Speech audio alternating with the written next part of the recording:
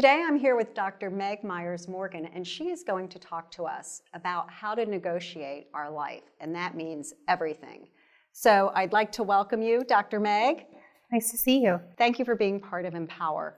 When I first saw the TED Talk that you did, I was struck by the fact that you said you learned all you needed to know about negotiating from your daughter. Can you tell me what you meant by that? Yes. So I have a very strong-willed older child, and when she was born, I just was able to recognize these traits in her that I wasn't able to do, which was ask for everything that you want, never get tired of asking for it, have all the reasons in the world why you deserve it, and to not carry any shame or concern about getting her own needs met. And that wasn't something that at 35 I was even able to do. So I was really seeing that as a way to frame my own negotiations. Well, it sounds like your daughter is brilliant. She is brilliant. And you mentioned to me as we were talking off camera that there were really three things that get in women's way, like our way, for asking for what we want or what we need. And it doesn't come easy to women. So what are the barriers? Yeah, the three things are incredibly simple, but they come up whether we're asking for money or for help from our spouse. It's we don't know that we can ask. If we could, we don't know what we would ask. And if we ask, we are worried what people will think when we do. So how that looks in practice is you might get a job offer and you might say, I'm not sure this is a chance that I have a chance to negotiate. Even if I did negotiate, I'm not sure what I would ask for. And if I ask for it, are they going to think I'm greedy or ungrateful or hard to work with? And so you see that pattern anytime that you're trying to negotiate for something. And you say everything is negotiable. Everything. So when I break down those three, I have to take the first step and know I can negotiate. Yes, I say you have to identify whatever the pain point is. So often when it comes to money, it's usually resentment. That's the pain point. We're resentful of something, which means that if we get what we deserve, we're going to feel less resentful. But there may be other pain points. You may be bored or feel undervalued or not feel respected enough. And so anytime there is a pain point, you can negotiate out of that. And you have to be prepared when you go in. So if you identify that pain point, how do I get to that next step? How do I get ready to have this conversation? Yeah, I think you need to really talk to other people and maybe look for a mentor or somebody out in the field that can help you be a little bit more objective.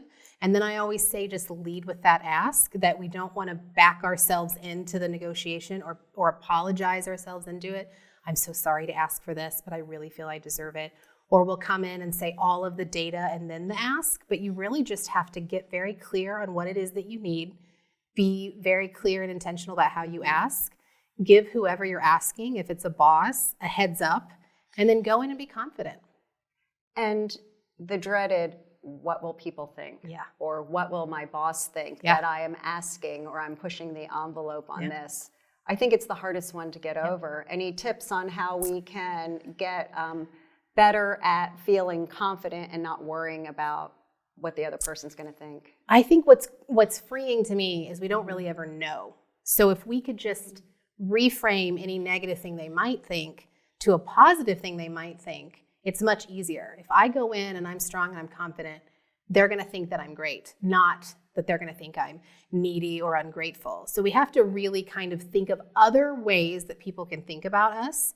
But often what we're worried other people will think is what we think about ourselves. And so we have to just kind of explore, why are we so concerned with that? And that's more of an inside job. So make the ask. Make the ask. Be very clear on what it really is we want, right? Sometimes you said you think it's more money, but in fact, it might be something else completely because if you're feeling overworked or you don't have enough time, all the money in the world isn't going to change that. So really be clear on what it is. That's why knowing what that pain point is, it may not be financial. And often when women are trying to negotiate their salaries, they do need to be paid more, but then there's a deeper concern there because often you'll get more salary, but you still don't feel valued at work. And so it's really about finding what that pain point is and what's going to alleviate it. Right. And one last question. You talk about when you try to really identify what the ask is or what you want. Yes. We have other voices that come into play that kind of shape our views.